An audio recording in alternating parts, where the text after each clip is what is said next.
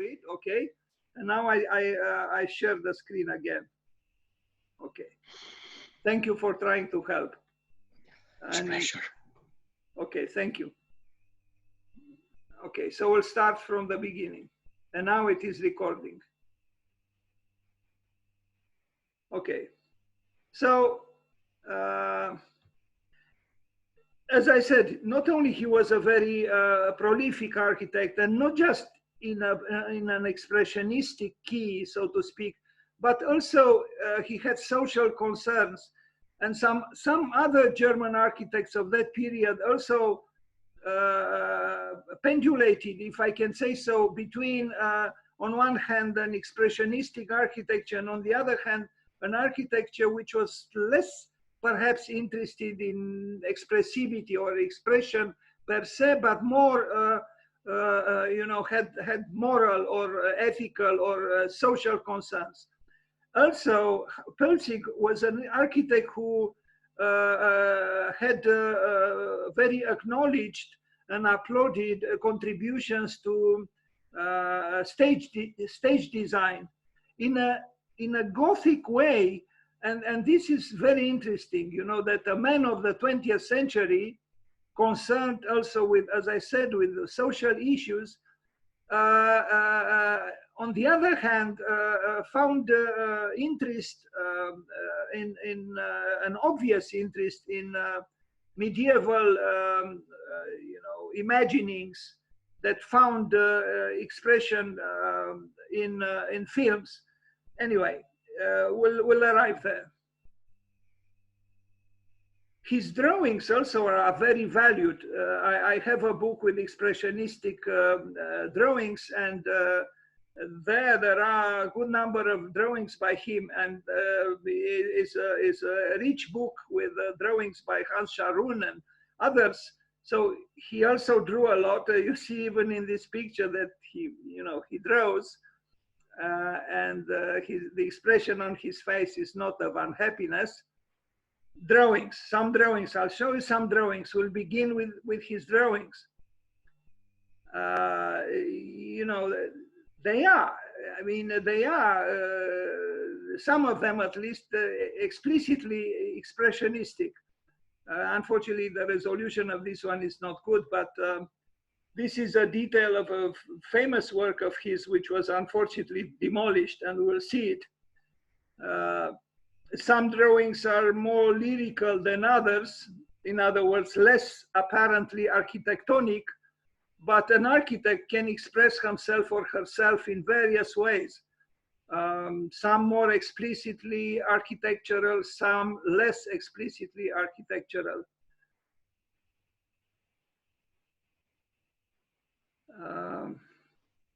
He also participated in some important competitions, and you know, some of the works done remained on paper, but they are important for the history of architecture and for his evolution. This was a project for, we'll arrive at this one later, a project for a theater. I forgot where, Dortmund, I think. Very interesting architect. I mean, even in his drawings, you cannot neglect his vision. It is an original vision.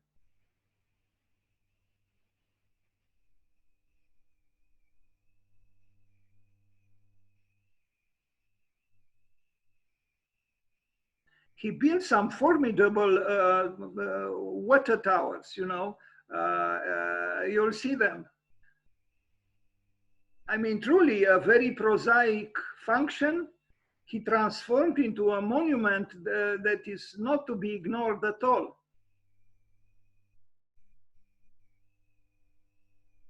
I truly think Hans Poelzig deserves more attention than he receives, at least from us, because in some parts of the world he is, especially in Germany and Poland.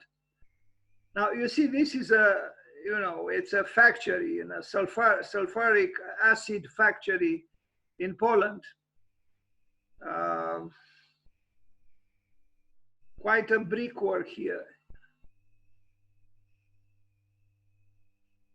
I mean, there are impressive structures with a prosaic function.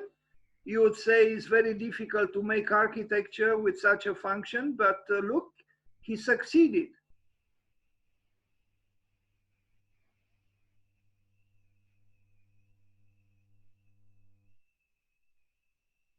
Some of these buildings are destroyed by war, and it's sad, but you know, this is the destiny of so many buildings, both in Europe and in the United States and Asia, everywhere. You know, man erects and then he destroys. He brings in the bulldozer and kills his own work. This is a cinema in Berlin, which still exists. You know, it has apartments towards the outside, but inside is a cinema. Well, maybe it doesn't look too impressive, but you know, considering when it was made, you know, in 1927, 1929, it had a certain modernity that cannot be ignored.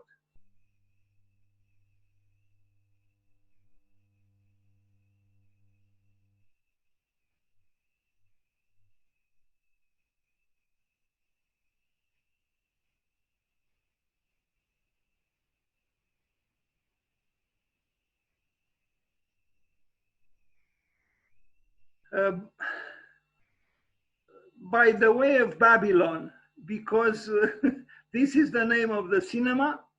I want to tell you, this year I was in negotiations with the Constant Foundation in Utrecht in the Netherlands, because I wanted to launch a competition for the new Babylon in Iraq.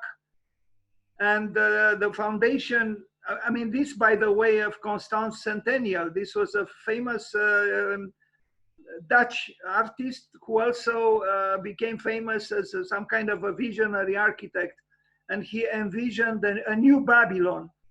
So I wrote the text and I sent it to Utrecht, and they liked it at first very much, but then I think they thought twice. They invoked the fact that the Netherlands had a colonial tradition, and they are a little bit reticent to contribute to a competition in Iraq, but conceived by people from Europe. So I'll probably have to do it by myself, although it would have helped a lot, the institutional umbrella and the sponsorship of the foundation. But what can I do? But the idea is very interesting, to approach Babylon, which is, you know, extremely charged with history, with spirituality, with religion. The gardens of Babylon are approximately there. Then there is the gate of Isis and the gardens of Babylon, and to combine them, to unite them with modern interventions. It might sound sacrilegious. Saddam Hussein, he tried to build certain things there, but without sufficient creativity and without, I think, sufficient modernity.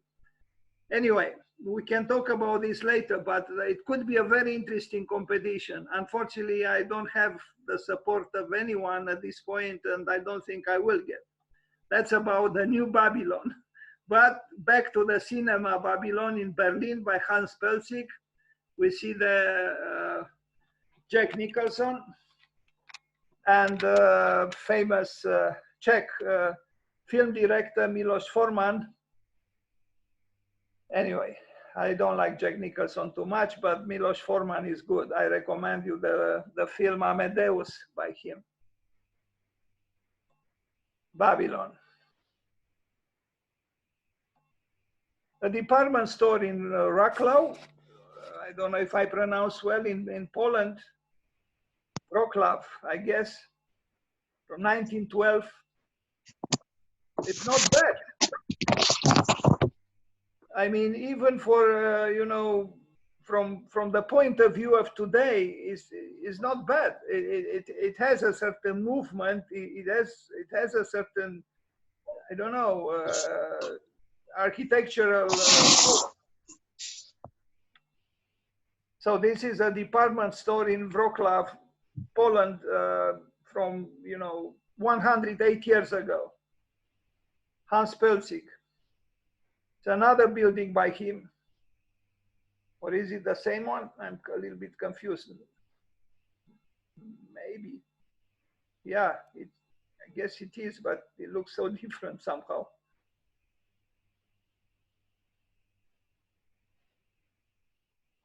It's a bank, but by the way of the bank, on Tuesday, no, on tomorrow, I will show the Z Bank by Günther Domenik, which is the most scandalous bank ever built.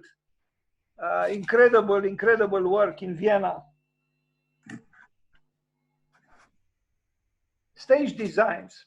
So we'll come back to his architecture after his stage designs, because he had a very rich architectural activity after he occupied himself with stage designs. Der Golem is an expressionistic movie, which is probably worth seeing. I didn't see it, but it's a famous German film from, almost 100 years ago. And he did a stage design, maybe the clothing too, of the actors. And it's a medieval, a horror story. It's a medieval film, the design of mystical film architecture, Hans Poelzig. Yeah, you could use these words, a mystical film architecture. Look at this. I mean, it is in a way incredible, because in the 20th century, here you have an architect imagine a stage design that is so, from before 1400. I hear some noises. I don't know. There is a background noise, quite strong. Maybe one of you, where it comes from. So the same architect with interest in social housing, and you saw the Babylon cinema, but here is a very different kind of architecture. It is architecture, but it is yes, it is a stage design, but it represents in a way his longings, his medieval, his Gothic longings.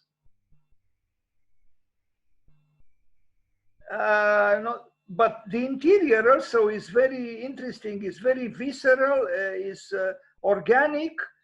If you have a building with such an interior today, built probably with the help of parametrics or scripting and programming, you would say that yes, it's the building of the day, but this was built as stage design 100 years ago. Yes, I mean, in a way, this is fluid architecture, or even liquid architecture, solidified liquid, fluid architecture, fluidity in architecture, or fluid totality or total fluidity, to use the titles of two books by Atelier, or about Atelier's Zaha Hadid at IOA in Vienna. One of these two books I have. And you can find these books on the, there is a bookstore, maybe even on Amazon. They are very interesting, these books, but they are not so inexpensive, unfortunately. So one is called Fluid Totality and the other one Total Fluidity. But we are here contemplating the stage design of this strange German architect, Hans Poelzig. Now, some water towers by him, which are very impressive. I mean, they are monuments, not necessarily to water, but they are monuments.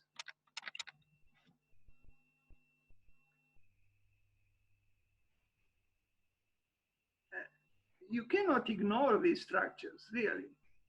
Look, 3 different water towers by Poelzig.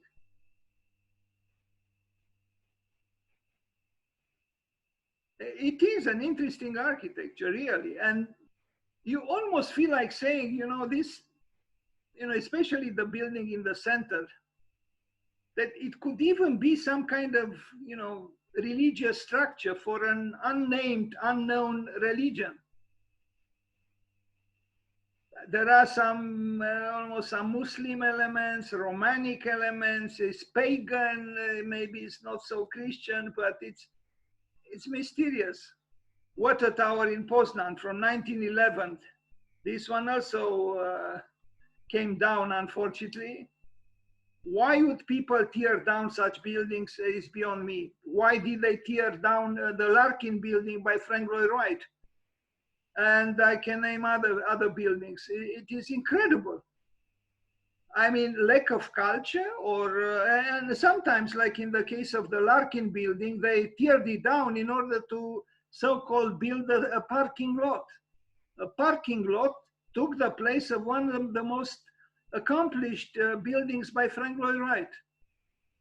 Because yes, those who with money, they don't have scruples, and they often don't have culture, not to speak about sensitivity.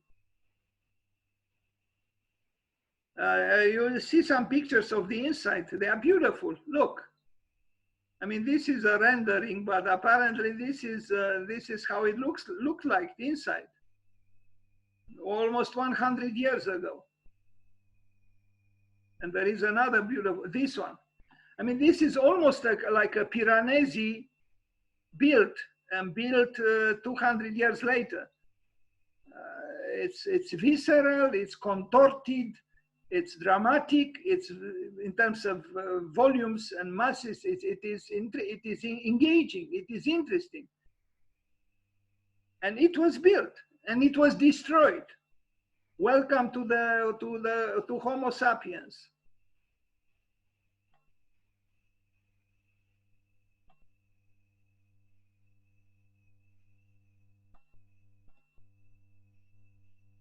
Yes, it was famous. It had its glory, but it came down. Now in Wrocław, another pavilion. In fact, there are 4 pavilions. This one still exists, and it was transformed into a museum. This one is more quiet and with almost something classicist about it, but still is not quite an ordinary cluster of buildings.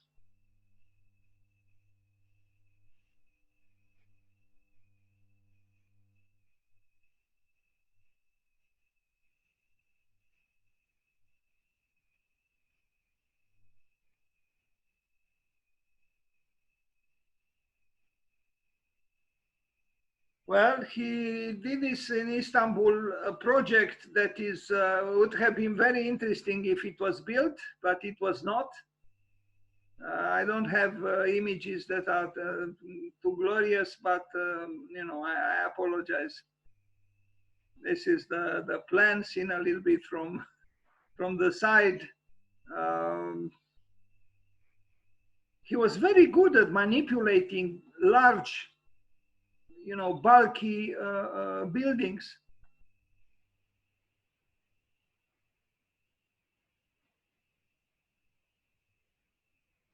You could call this, if you want, a visionary architecture. I don't know. I mean, he had a vision, but they're also telluric. They are grounded. They could be built.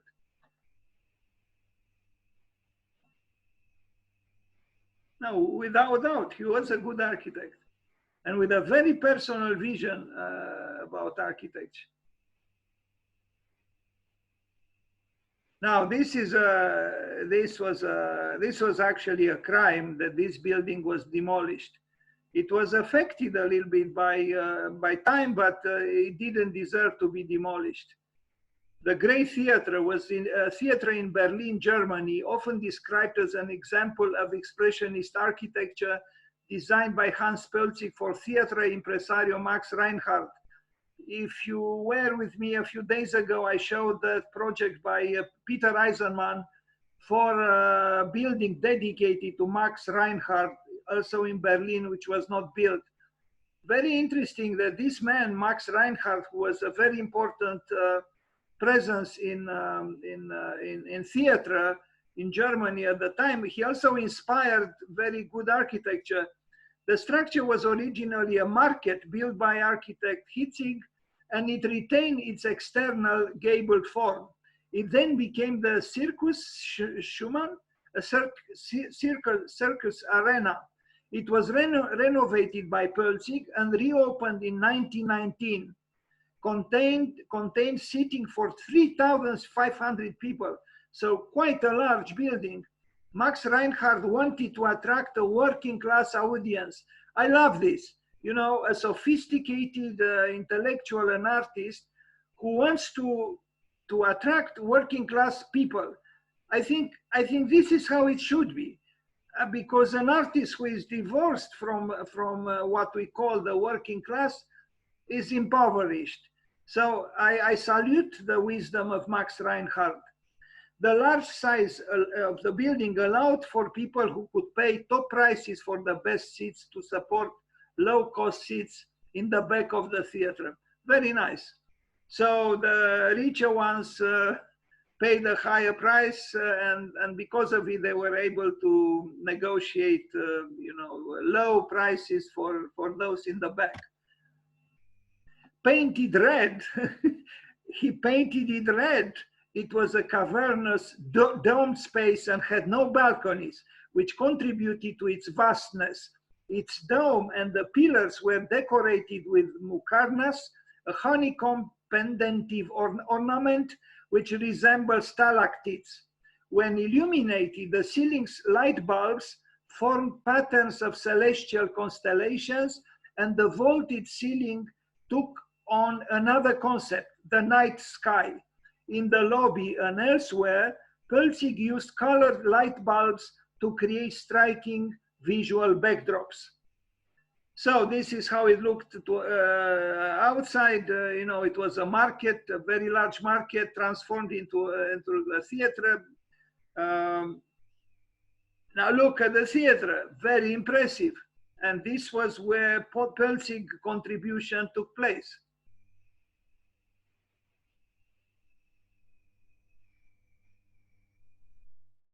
I'm sure it would have been, it was an impressive experience to go there inside this building and, you know, participate in the theatrical event. These are the fires, you know, even these are interesting. You would think that you are maybe in the subway system in Moscow, a little bit. Anyway, such a shame that this building was destroyed. Look, the stage design, or you know, the process of you know, rehearsing a play.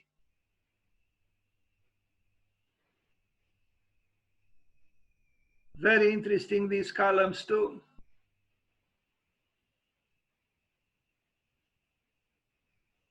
Now, Poelzig was a cultured man, was a sensitive man with a significant imagination.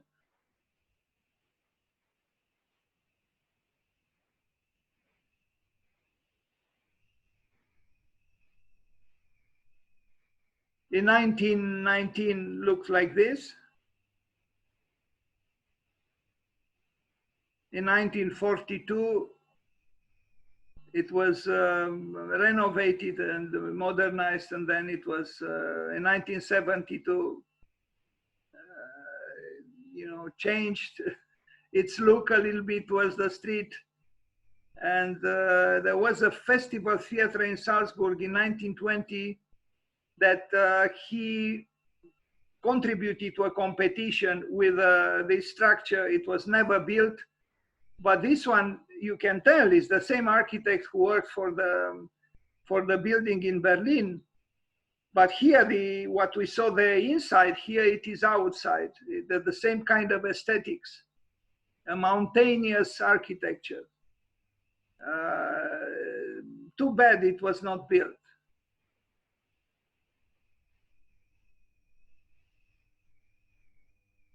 this architect was courageous, you know. I mean, he proposed, you know, fabulous buildings. I mean, fabulous, literally speaking, from fable. I mean, like dreamlike buildings, you know, descending from some, you know, fantastic visions or books. Look at the inside, as it could have been, or it would have been.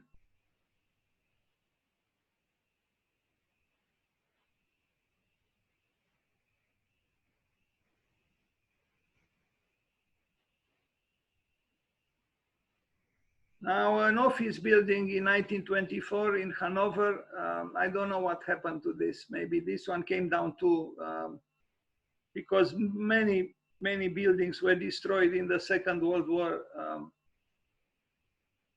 Now it seems still standing. Even in simpler structures, his architecture still has character. You know, the brickwork has some sensitivity. It's not a banal building.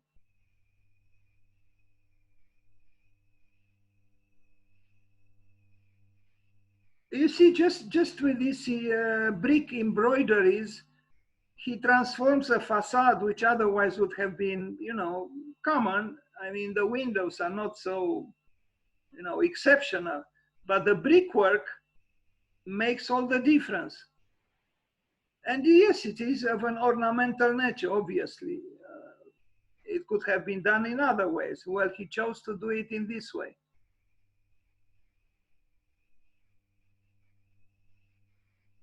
It's interesting in a way if you compare this building to, you know, some buildings, well, the building in Buffalo by Louis Sullivan, where also towards the cornice, the great American architect increased the drama of the ornamental work. And here, Poelzig does kind of the same in his own way, a very different way. It is as if the building refuses to be the same, so to speak, when it reaches to the sky. I mean, there where the building meets the sky, so to speak, something has to happen. Otherwise, the culmination vertically of the building is without, you know, almost without, I mean, without character, without truth even. We don't think about these matters any longer enough, I think, but maybe we should. So for the Weissenhof estate, where famous architects contributed, he did a single family 2-story home with a winter garden and a sun terrace. For the Werkbund exhibition. There is a similar colony, but smaller, more modest in Vienna. Very interesting, these colonies, and I wonder why we don't try to do something similar here, you know, to invite some important architects and some local architects to build, you know, inexpensive housing units or blocks of flats, experimental, and create such a colony. Berlin did it 3 times, in 1930s, in 1950s, and in 1980s. So Berlin has now 3 colonies of you know, 3 collections of very important works by very important architects. Here you see the, you know, the participants. It's a who's who in architecture. Le Corbusier at the bottom. Aude, the Dutchman, above him on the left. I don't know all of them, but Gropius is on the right of Le Corbusier at the bottom. Then Max Stout, then there's Hans Poelzig. Who else do I know here? Joseph Frank, yes, I know a little bit about him. Hans Scharoun, of course. Peter Behrens, it's beautiful. Bruno Taut, Ludwig Mies van der Rohe. I mean, what more could you ask for? And this can be done again if the city hall of a city is convinced that it is worth doing something like this. Well, you just launch a call for entries and invite some important architects, and you can enrich the city you are in significantly, attract afterwards tourists and all the rest. Anyway, enough with the advertising for housing colonies. This is the building by Poelzig.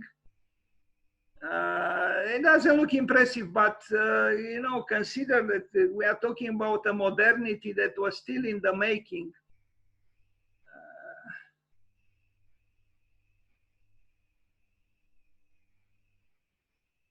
It is a clean architecture. I mean, you look at the plans, you know, 4 squares, and it's not bad.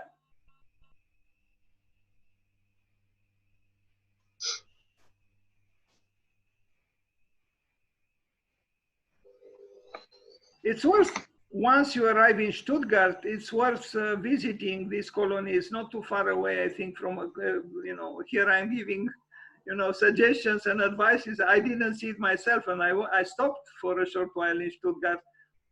I think it's not too far away from the train station, which itself is a very interesting, well, Nazi building. And then the museum by James Sterling is another important destination in Stuttgart. Another drawing by him, you know, I like these drawings. They are quasi-architectural, they are lyrical, they are poetic. I don't very well know. Maybe, yes, it was a study for that building. Maybe studies for the inside of the house, for the rooms. You can see a chair on the right lower sketch. Yeah, these are the plans.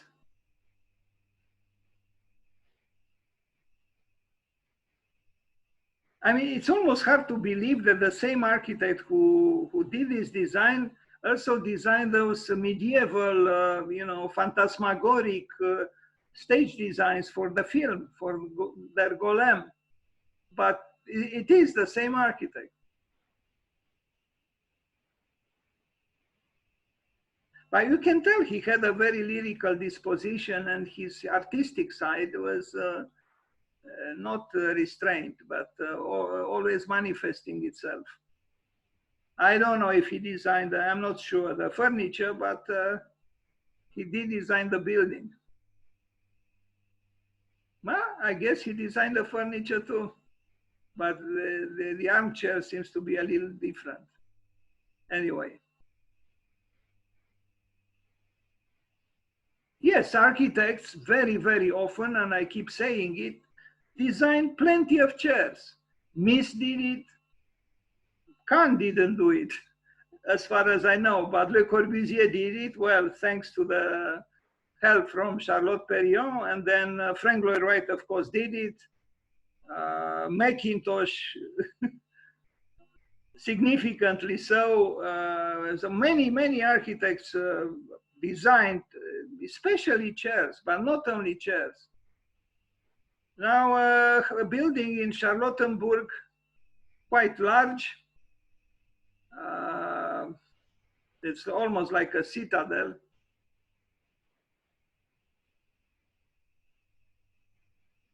Look, all of this, it was done by Poelzig.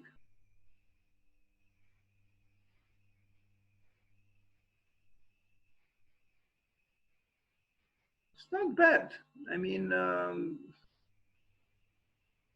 the expressionist calmed down a little bit, and he was able to do it. But there is some sensitivity here. It's not as banal the work as it might appear at first.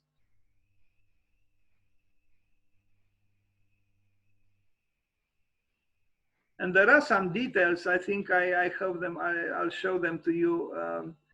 Even this ceramics, this tile work has a certain complexity.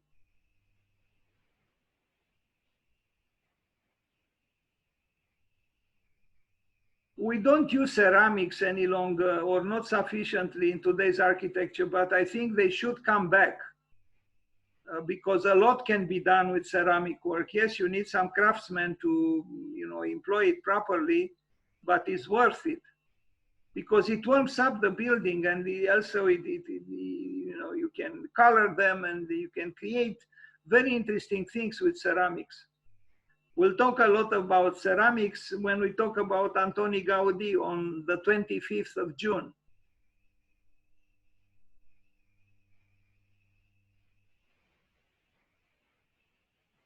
Not bad. Now look here, you see there is a certain complexity in an ornamental nature.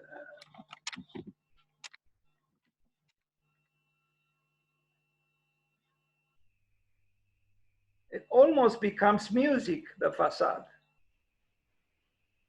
And it's mainly because of the covering, the ceramic tiles.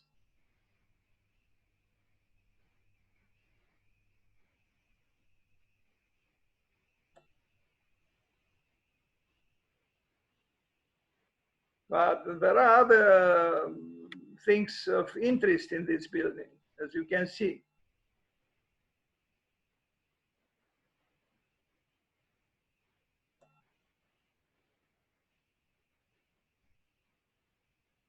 Some repairs. I like this, it's the care for the detail, you want to keep the integrity of the building, and then you might be a little bit obliged to do some work and some study, but that's nice.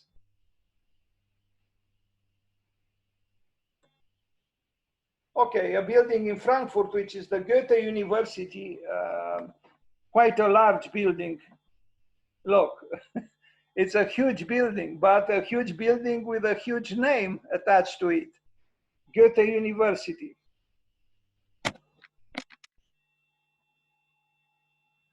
It's austere, yes, but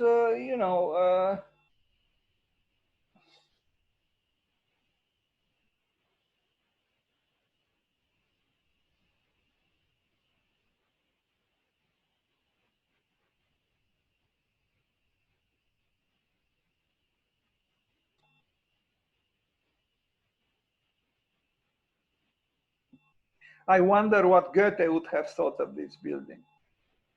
You know what is strange? Because I'm from Sibiu, and there is the University Lucian Blaga. And I was amazed to learn that the University Lucian Blaga didn't have a department of philosophy.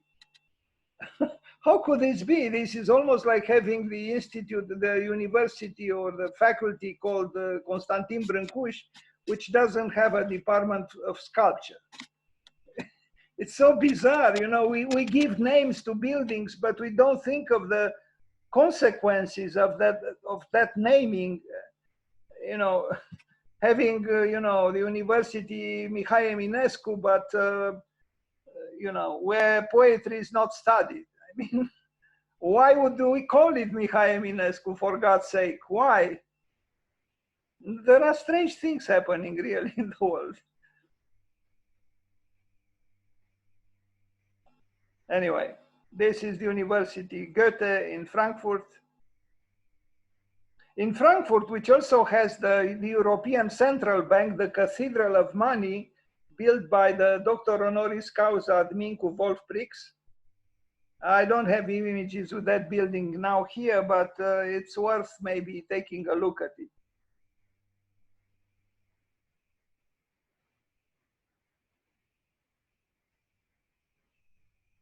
By the way of libraries, the German man who now lives and works with his wife in Indonesia, he built a few libraries, and he had this theory, which I kind of agree with. He said, well, we don't need big centralized libraries. We need maybe many little or small scattered or dispersed libraries.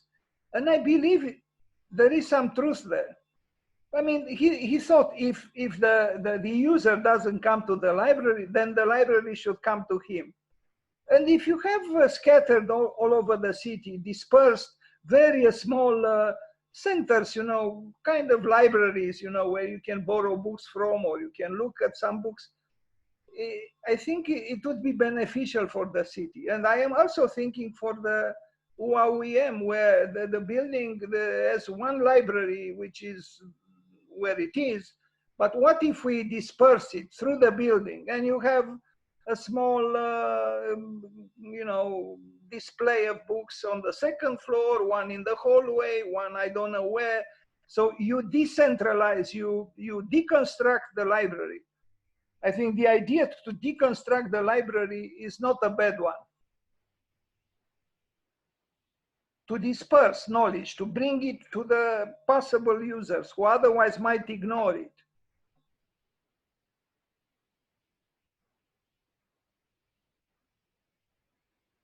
Okay, I think that was it with Hans Poelzig.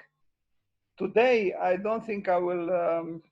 I will keep you for a longer time. Usually, I do, as you know, as some of you know, I do very long, sometimes unbearably long presentations. But today, for various reasons, I don't have a. Although I could keep you here until midnight, but it's not my intention. And so now I will talk about a little bit about Kevin Roche. Maybe he deserves a little more attention.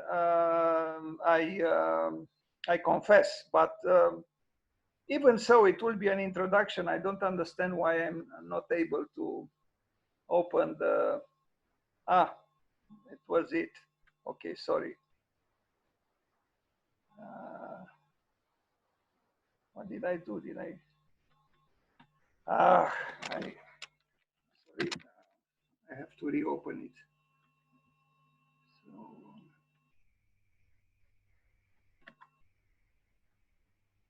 Kevin Roche. Kevin. Okay. I have hundreds of PowerPoint presentations. I'm beginning to be both embarrassed and annoyed by them. Kevin Roche and Poelzig. Okay. I even did presentations like this where I show the menu list of, you know, and I asked the students, well, tell me what kind of presentation would you like to have today? It worked. Okay, slideshow from the beginning.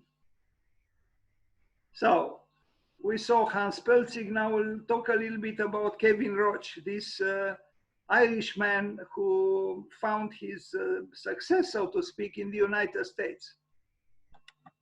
I don't think there was until now any other Irishman who received the Pritzker Prize, but he did. He looks like an interesting man, actually. And I read that in fact, he liked books and he was kind of an intellectual, although his architecture doesn't seem to suggest that, but he does look like an interesting man with an interior life that has some richness. He looks very much Irish, I would say, if there is such a thing. You know, a country of great writers, and not only writers. Very interesting country. Now here he is cocky. I mean, this is the Pritzker Prize laureate. You know, he has the suspenders like any famous architect. You know, Peter Eisenman also wears red suspenders. He's a man who found his glory, and you know the tall office building on his right is a proof of his capacities.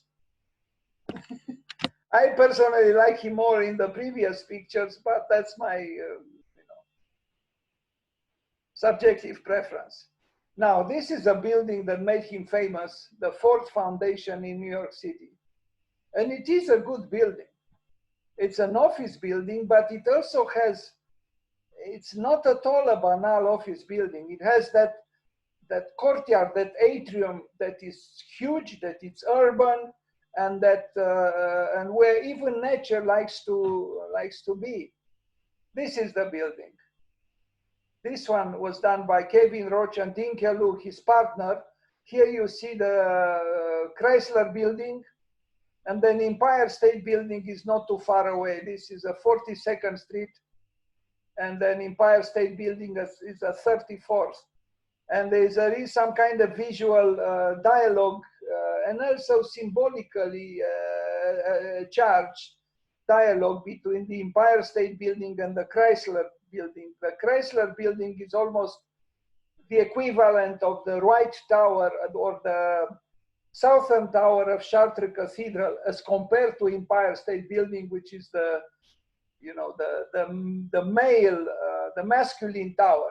Chrysler is the feminine tower, and it's a very good skyscraper, the Chrysler Building. There is a famous photograph with the architects, you know, New York architects or American architects at the carnival, and the author of the Chrysler Building is dressed up in the Chrysler Tower. Anyway, back to Kevin Roche. So this is the building.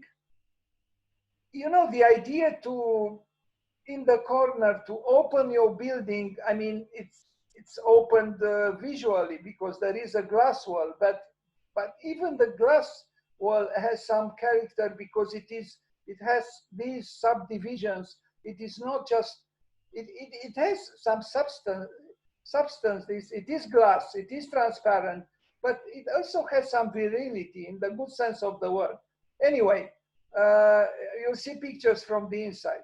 This is the Ford Foundation, so you cannot play games with it. It's, you know, in fact, I think the birthday or the death day of Mr. Ford is, or was, no, it will be a day or two. This was a powerful man, you know, Mr. Ford, with his creation, the T-Ford, the T model, that, of course, the climate change is partly because of him and his invention. The plan is very nice, actually. Yes, it's an office building, but you see, as opposed to covering the whole square, almost a square, with a concentration, maximizing the usage of the space, he actually allocates a significant amount of space to just open space, an atrium with garden on the first floor. But otherwise, it's, you know, the bookkeeper in architecture would say, wait a minute, this is a loss of space. I don't know. I don't think it is. You know, or if it is in the good sense of the word. Yes, he could have used much more space for putting more desks, but I'm glad he didn't. And I'm glad the Ford Foundation built it. As also in section, you see, it's not a simplistic section. It is simple, but maybe not simplistic. And this atrium is impressive, and I actually think the trees like it there, although they are, you know, separated from the outside by these glass walls. But no, I think it is a good building. And it's good for New York. It goes well with New York. Even here, you see, there are all kinds of subtleties. You know, it's not as simplistic as it might appear. You know, even this vertical, you know, this vertical powerful element here, and then the skylights. It's well done, and you can tell it's a rich building. I mean, an expensive building. The garden is also very well designed, and he designed also a museum in Oklahoma, in Oakland, that is not bad at all. You'll see it. He also designed some buildings that are a little bit questionable, but you'll see them too. I almost felt like apologizing for including them in the presentation, but you know, as they say, even the sun has its dark spots. Well, Mr. Kevin Roche was not the sun, S-U-N, but he was a very successful architect. If by success we mean that he built, some, a lot of buildings, and some of them very large. But even inside is, it's not too bad.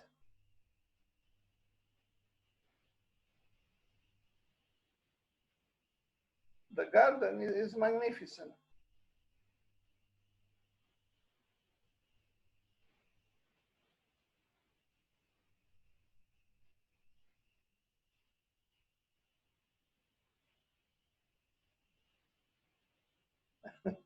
Convention Center in Dublin. Now this is a burlesque. This is a burlesque building. I mean, he tried something here, of course, but I don't know. In a way, this man designed this building. I mean, is the same man.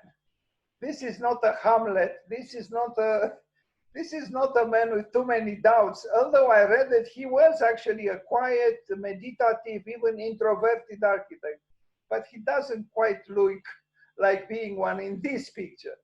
In the previous ones, yes. So this building is not a building conceived and built by a Hamlet. No, this is a building that, in a way, it is actually, this, this sloping half cylinder, but it's so, I don't know, so obvious and so, in a way, brutal that, and also a little bit burlesque, I would say. Maybe he wanted to make fun of the function of the building. I don't know. But if he did, he succeeded. I mean, if it was a casino, or maybe in a way it is, I don't know. It's strange. And perhaps Dublin deserved better. Perhaps. Anyway, again, the power of the diagonal is shown even in this project. A diagonal is a diagonal. A diagonal says, wait a minute, I'm not going to accept just the Cartesian ruling, so I'm going to sabotage Descartes, if I can say so, and I'm asserting myself as that nuisance that is called the diagonal. Now, the Oakland Museum in California, which I think has some qualities, because it's when we think of a museum, usually we think of a kind of a centralized building where the circulation is very coherent and kind of controlled, and also the security. But here you actually have a village. It's a dispersed museum. This is the museum. And I think it's very, I don't think there are many museums like this in the world, In fact, you could say it's a park, but actually there are pavilions there that contain art. But they are subdued somehow, and it's like a park in a way. Look, when you look at this picture, you say it's a park. Well, it's actually a museum. I think it's very well done, really. I mean, for this particular work, I think if I had a decision, the power of decision, which I don't and I never will, I probably would have said, sure, why not give him the little Pritzker Prize? Which, by the way, is little, because from what I read, the Pritzker Prize, although it's very prestigious, actually there is a prize that is twice as big and is not so prestigious, and is offered by Notre Dame University in the United States. This one is $100,000 and the other one is $200,000. Now, of course, for me or for us, $100,000 is not so little, but for other people, might not be such a cosmic amount.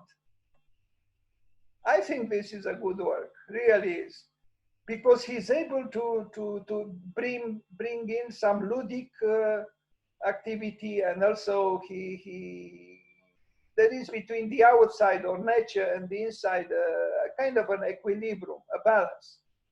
I even like the, you know, like the top view, or is abstracted, is like a graphic work, is excellent.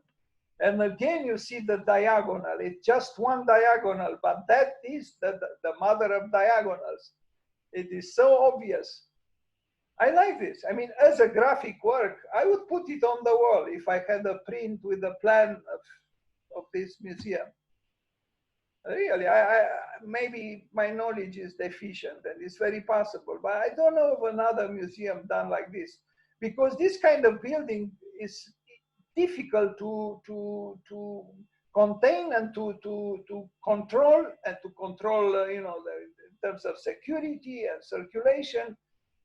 But it is exactly what gives it value, because it is, you know, it's like you lose yourself through a park, and it's actually a museum. It's a sum of small museums. It's like that idea to have a library decentralized or deconstructed. Here you have kind of a deconstructed museum. Good work, Kevin Roche. Whatever some I say, it's a good work. I like it.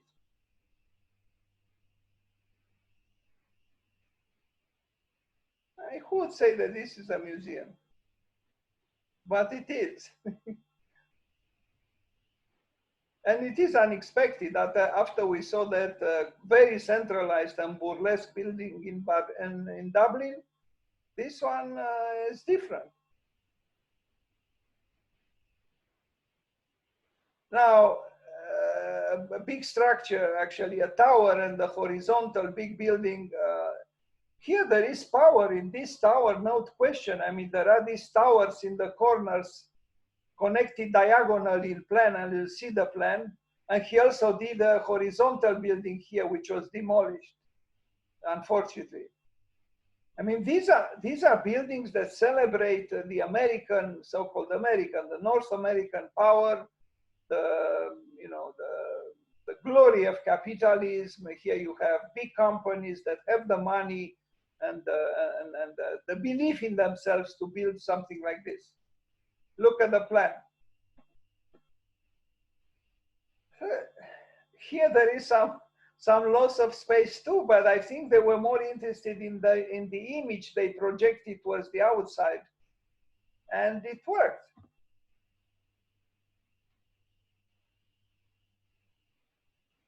You could say there is a certain level of idealism, you know, even of some kind of utopian longings in a certain way.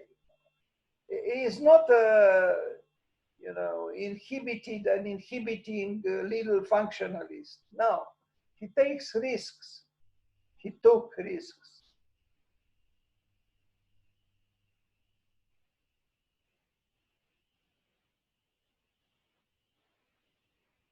Too bad they destroyed the horizontal building.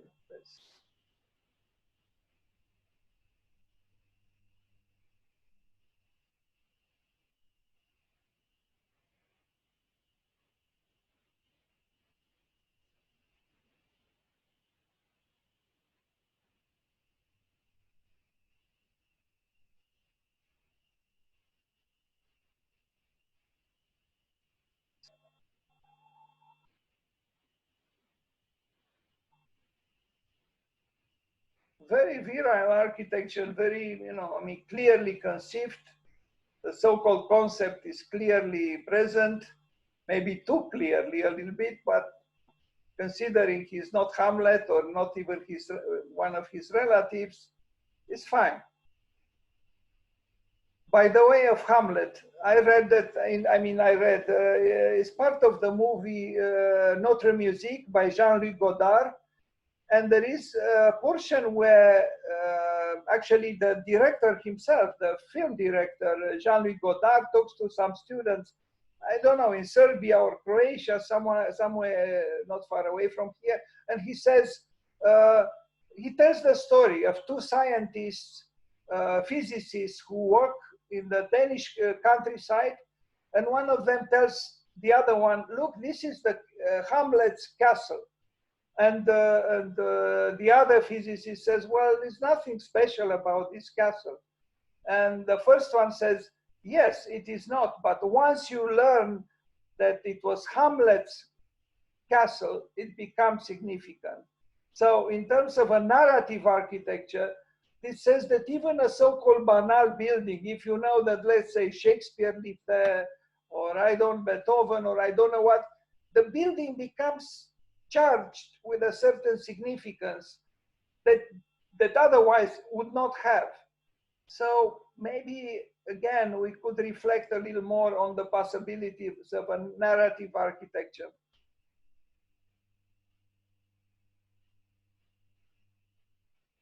Yes, these were and are temples of consumption, but one of them was destroyed, as you can see, the horizontal one. The vertical one remained, and you know, we can appreciate that they didn't destroy that one either. They didn't destroy that one. That's it. So sorry, I was not quite fair because I talked a little bit less about Kevin Roche, but we celebrated both, and it's very possible not too many people celebrated Hans Poelzig and Kevin Roche today, but we did. Anyway, if you want to say something, please do so.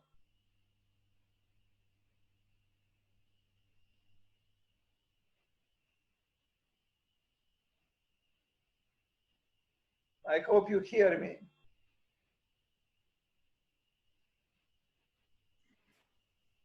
Yes, we do hear you, yes.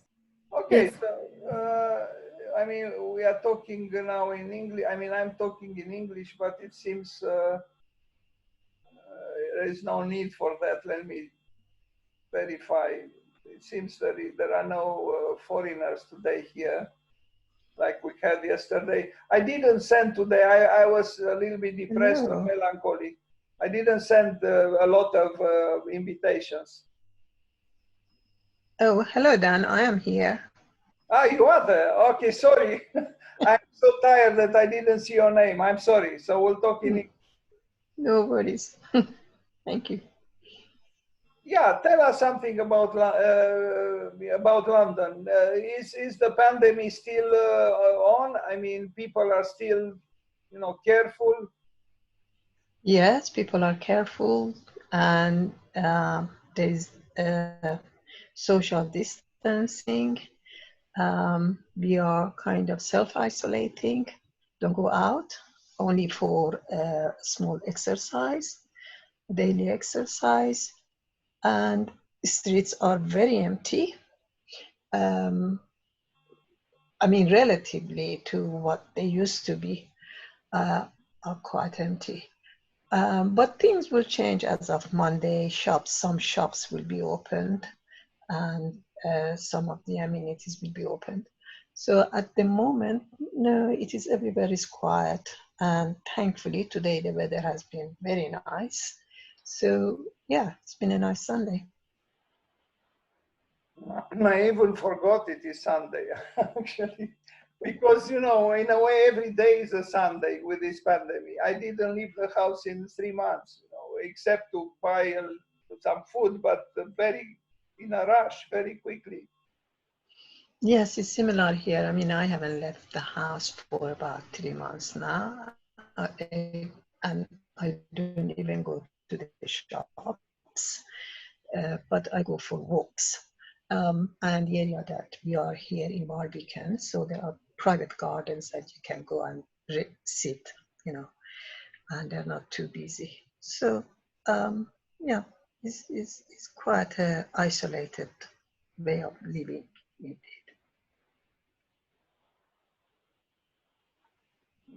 Thank you. There is How no is one it? else. How is it in Romania? How is it in Romania? Well, I don't know. I told you I didn't leave the house, so I have no idea. Oh, okay. I could be anywhere. I could be anywhere, in Beijing, in Bombay, in anywhere. The room is a room, you know. Yeah, that's true. The trees are kind of the same, and they are green. The rain is the same, you know. Anyway, what did you think, all of you, what did you think about Hans Poelzig first, and then maybe Kevin Roche? But what about Hans Poelzig? Some of his works reminded me of André Bloch, the sculptor, who also designed some buildings. I think the stage design for that movie. Mm-hmm. Yeah, I didn't think of a possible relationship between Poelzig and André Bloch. André Bloch was also the editor of L'Architecture d'aujourd'hui. If maybe he was even one of the founders or the founder. Very interesting man. And I also found interesting that he designed the Cinema Babylon, and then he built sort of gardens of Babylon, that suspended building with gardens on the terraces. Again, I didn't think of this, but I should have thought of it, because I told you I'm very preoccupied, and I regret a lot I didn't launch that competition. I kept waiting for that foundation in Utrecht, and now it's a little bit late because in July is the birthday of the, but maybe I could launch it on his birthday, because the foundation said next year they will have the 101, so, constant 10.1. They wanted to celebrate him the next year, not exactly when his birthday is.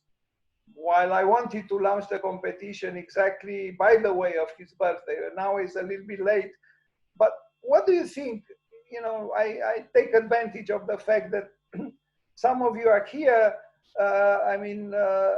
What do you think of the idea to take the site of old Babylon and implement some very innovative structures, maybe in accordance with the new so-called requirements of, being aware of climate change, needing gardens, needing greenery, needing water. And there is the famous Mesopotamian river. So there is water and greenery can be protected. So you can create an oasis. The idea that Constant had, and he worked for many years, and I suggest to you to look on the web for Constant. The spelling is like Constant, New Babylon. That's how it is called, New Babylon. And they are very modern images of a utopian kind of settlement, which functions strangely. He said in the future, he was naive, obviously. He had the idea that in the future, human beings will not have to work any longer because the robots and the technology will take care of the labor of the work. So human beings will just be free to manifest their creative impulses and just enjoy themselves creatively in these structures, in these architectures that he conceived. I don't know. I don't think human beings will ever get rid of the punishment of labor, but he was more optimistic, and to free human life from work, or should I use the German pronunciation work, because there is some malevolence in this word, work or work. When you hear people, I have to go to work, or please leave me in peace, I am at work. I mean, work is, most of the time, is divorced from pleasure. Is this punishment coming from God or from a corporation or from a difficult boss, and makes one's life miserable, We all have to work because we have to earn a living. But as I said, sometimes, making a living or earning a living, you don't earn your own life. And this is the big issue, how to earn one's life while also earning a living. Somebody said that the ideal in life is to do what you like or what you love and find someone to pay for it. I totally agree. But it is so hard to find such a benevolent circumstance. Can you imagine it? It's paradise on earth. So you do what you like, whatever you like, to paint, to draw, to embroider, to cook, to whatever, and to find someone to pay you for what gives you pleasure. It's one of the malevolences of life that this is so very difficult to find. Most people actually hate their jobs. I know I hated it when I worked. I don't know. It's like a curse. I mean, I think of the whole population of the world, a large number of people suffer because of this, because of the curse of work. Yeah, what can we do? Anyway, I try to be a little bit funny, but the subject is not funny at all. It's so alienating. You let all your life go away while you work for someone else, and usually a very tedious job. Because most jobs are tedious. They are not. Very few people. I mean, very rarely someone pays you in order to be creative. No, actually, you are paid not to be creative. I think this was my experience. If you are too creative, no, you could be dangerous. So better restrain yourself. Although, if I am to tell you about my life, I had the chance, once in a lifetime chance, which I took eagerly. Someone was willing to pay me to do nothing. Can you believe this? I'm not lying to you. For 2 years, I was hired as a so-called artist in residence, where an eccentric woman wanted me to wander through the woods of East Hampton, New York, and just have ideas, because she saw that I have interesting ideas, and because she was immensely rich, and because she opened an experimental school in East Hampton, the Roche School. Yes, that was my job, to walk through the forest. If I wanted to, I could have stayed home. And just from time to time, tell her whatever ideas I had, how to revolutionize the world, or East Hampton, or the cemetery in East Hampton, or I don't know what else. Anyway, she was a little bit eccentric. Like, for example, she bought all the free spaces in the local cemetery, where there was also buried the famous abstract expressionist Jackson Pollock. And in fact, she made the first film about Jackson Pollock. Anyway, she bought all the available spaces in the cemetery. And when the city of East Hampton, or the town of East Hampton, protested, she said, well, I have a large family, so I have to take care of the future, of eternity. But actually, she only had one daughter and no other family. Anyway, I try to amuse you again, talking about the cemetery in East Hampton. So yes, a strange man is talking to you now, who had a chance for 2 years. Of course, I paid for it, because the malevolence of the gods will never allow you to enjoy yourself for 2 years and then not pay a price. So I paid the price because of other problems. So in the end, nothing is for free.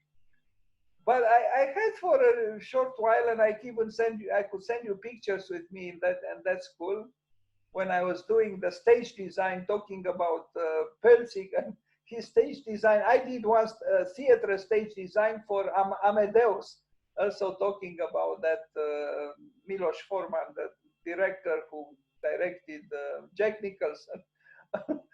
You saw the poster on the Babylon cinema. I jump from one to another because I am tired, and I ask for forgiveness. So I try to escape the misery of being tired and even depressed by telling you these maybe frivolous details of my life. But I'm telling you, it's so beautiful to find someone. And of course, it sounded surreal. So this lady told me like this: you don't have to do any work.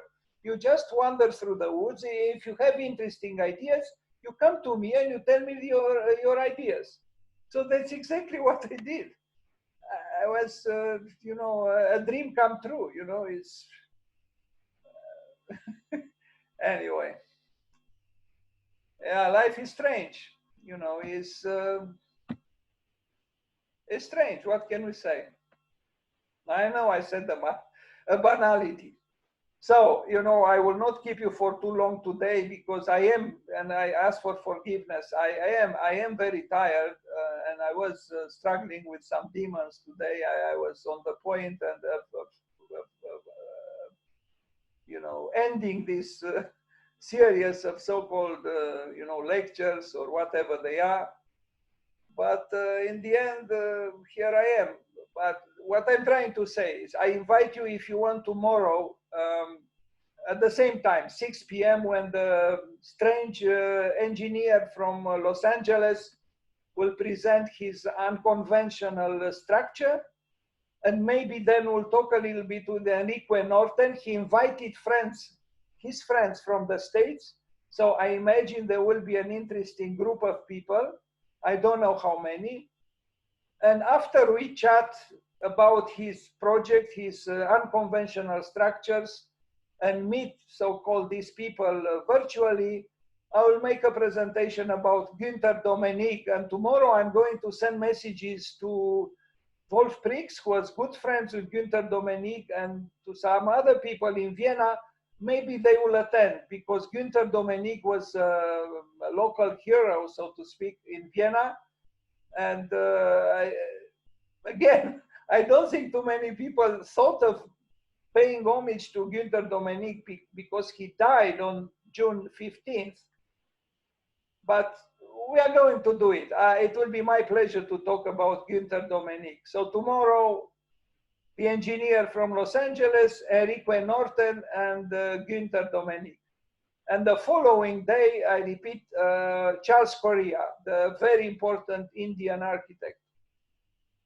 He didn't get the Pritzker Prize, but I think he deserved it. Actually, I'm not sure if he didn't get it. He was of the same stature as Toshi. So would you be mad at me if we have a shorter meeting today? No, of course not. I actually hope you will be happy, because you'll have a whole evening in front of you to do other things. Hello, it's okay. Alina. Hello. It's okay. It's okay. Yeah. It's okay. From time to time we'll have it, you know, shorter. We'll make up for it tomorrow. So be prepared tomorrow to stay for 6 hours on Zoom. Dan, thank you very much. No, It's been I'm very joking. helpful.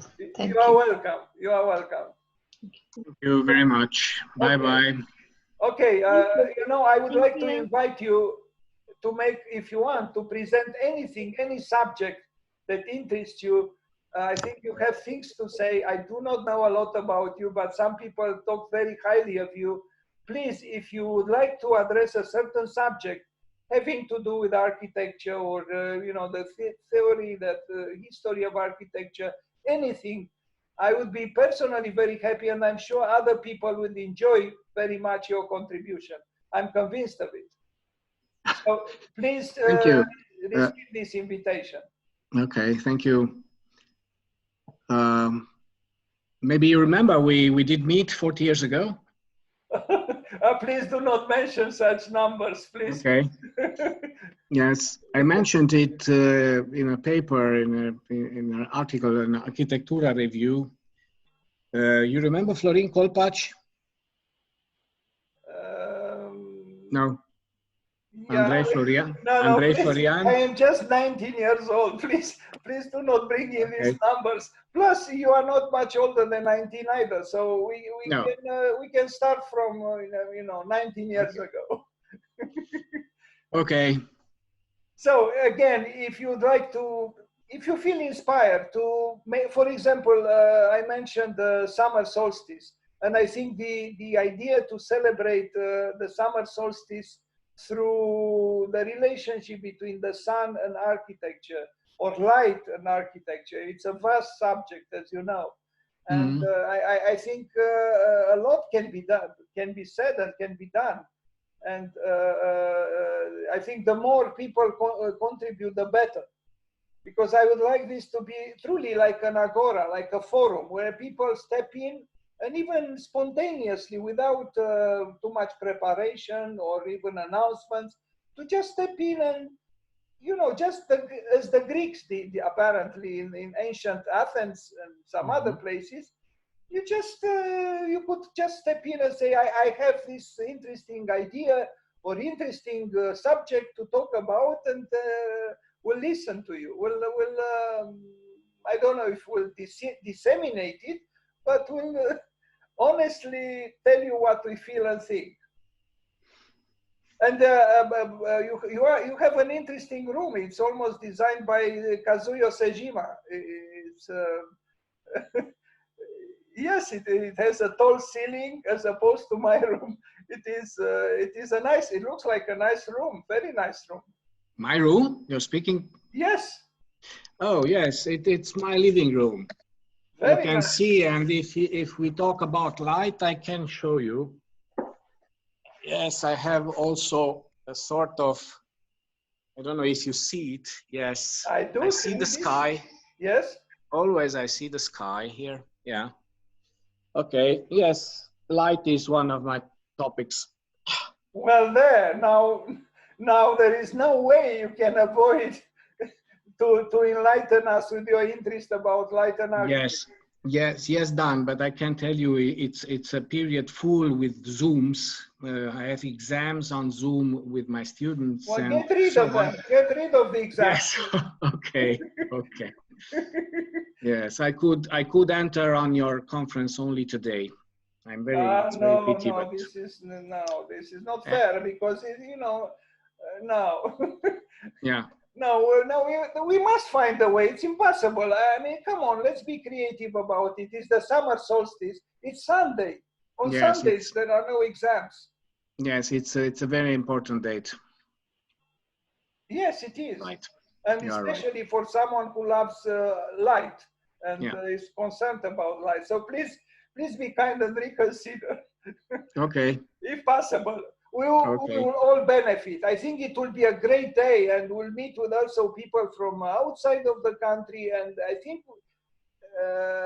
spontaneously, we can create a memorable day. This is what I feel. Okay. I think you can do something. I see a certain light on your face, a playfulness. Okay. Yes. Okay, we'll do it. So please don't forget, on the 21st of June. 21st. Okay. Yes, Sunday. It's Sunday. Yes. It should be illegal to have exams on Sunday. Really, it's almost. No. I don't have exams on Sunday. So but maybe you'll show us also your house, because my intuition is your house is very interesting even from the outside. The inside looks interesting enough, but. You designed it. You are the architect. Yes. It's a house. They are coupled. My neighbors. They are only on one floor, ground floor, and mine. It's a little, and I did the project for both of them, of course, and we have also a common courtyard. Between us, and also now after this conference I will go to see what's happening with my trees. In this very difficult period I planted some trees here. Yes, it's a little house. It's like a studio. Yes, but it doesn't look. I don't know. Maybe I have very modest. I will send you some pictures and the project. Thank you. Okay. No, what I see, I like. Yeah. And I'm not trying to flatter you. I just like what I see. The way the light pierces through the wall, and also it has the double heights, and then some kind of. Yes, and the principal theme is the library here. You know, it's a sort of house in a house, and the house which is in the house is the house of books. That's interesting. The here. more please, the more you show me, the more I am interested. It's very nice. Truly, it's very Okay. nice. I'm sure the others who are still here, the 10 people, like it too. Yes.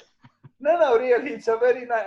I mean, I appreciate your modesty, but I think it's a nice. It seems like a nice house. Yeah. It was very it was okay for us to live here for these 3 months. Other people living in you know, in apartments, in collective housing with kids and so on. My colleagues, assistants, and younger architects, they were very stressed. I wasn't so stressed, but I did buy, for example, 2 boxes for music home. You know them. They are made in Brooklyn, and things like that. I'm very passionate for music, and I also play. It has a very good acoustic, this house, for my playing. Yeah. I have this feeling that it's a musical house. So again, please, if you want, think about something about light and architecture. Okay. For the 21st. Thank you very much. Okay. Thank you. It's a pleasure. Okay, so should we all end today?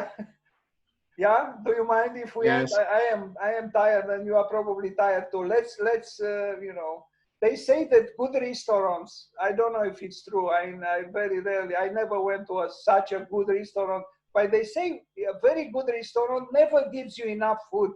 It gives you just a little bit. So, you know, you'll fantasize then. I mean, through imagination, plus you have the need to come back. So yeah, let's meet tomorrow then, everybody. Okay. Okay. Okay. Thank you for participating. Bye. Bye. Thank you all. Thank you for your presentation. Thank you. Thank you, Andrei. Bye. Good Bye. night. Bye. Thank you, Alexandra. Thank you, Maria. Thank you, Iris. I don't know, some people here I don't know. Thank you, Alina. And thank you, myself. And thank you, Theodora. No, Thank you. there are a few more here. Thank you so much, Yeah, sir. thank you. Yeah, okay. You are welcome. Okay. Bye. Bye.